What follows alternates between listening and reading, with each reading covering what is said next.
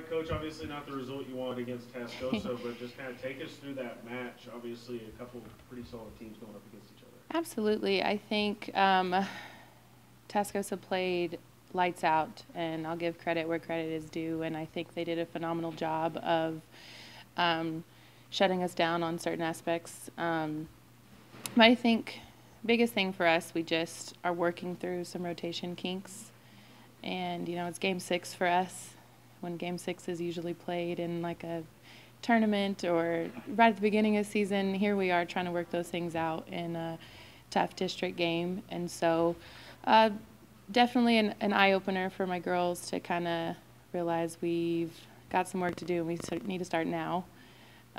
So definitely not defining moment for us. It's just kind of a good reason for us to get back in the gym and get back to work.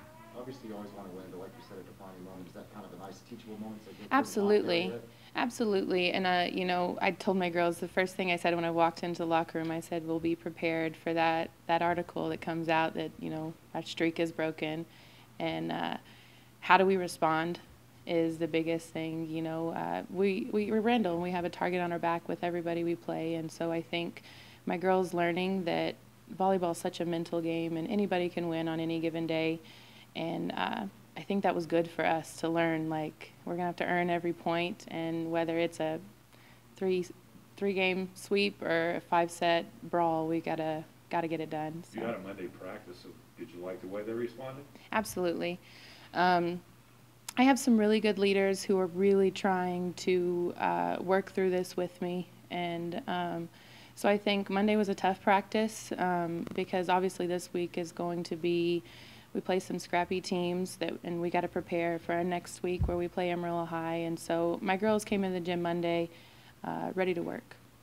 You obviously battled back in the third and fourth sets. I mean, there was no quit in your girls. Absolutely, sure. And that's what you want to see. And I just got to remind them that it's in there, it's in us, and we just got to try and figure out what we're learning from that every day, and how we need to respond in practice, and what were the good things that we did, and what are the things that we still need to work on. So obviously that's going to be, our defense was phenomenal in that Tascosa game, and that's been something I've been talking about since last year.